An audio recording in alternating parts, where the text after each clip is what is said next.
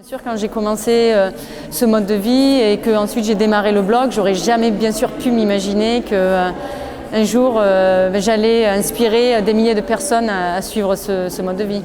On m'avait dit de toute façon, et mon mari d'ailleurs, c'est mon mari qui m'avait dit de toute façon ce qu'on fait ça sert à rien, on n'est qu'une famille à le faire, on ne changera rien. Je crois qu'on a prouvé qu'une famille toute seule a pu inspirer des milliers d'autres familles à le faire.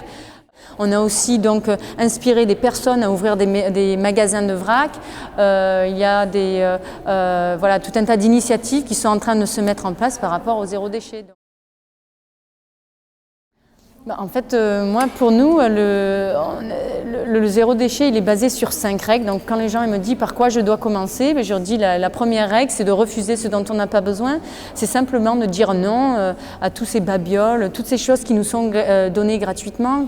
Car aujourd'hui, dans notre société de consommation, on est la cible de tout un tas de produits promotionnels, que ce soit des babioles gratuites avec des logos dessus ou du courrier publicitaire ou des sacs en plastique avec la marque d'un magasin.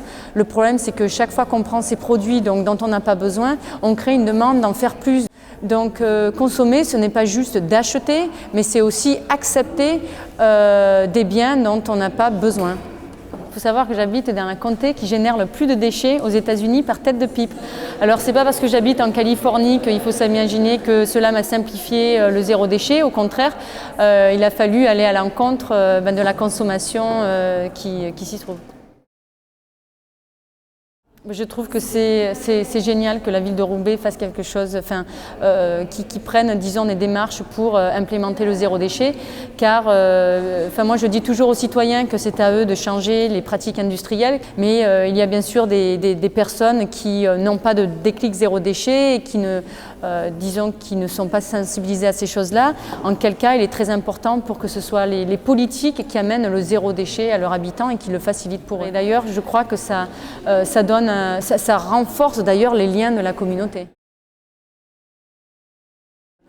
Moi, je trouve que le consommateur a énormément de pouvoir.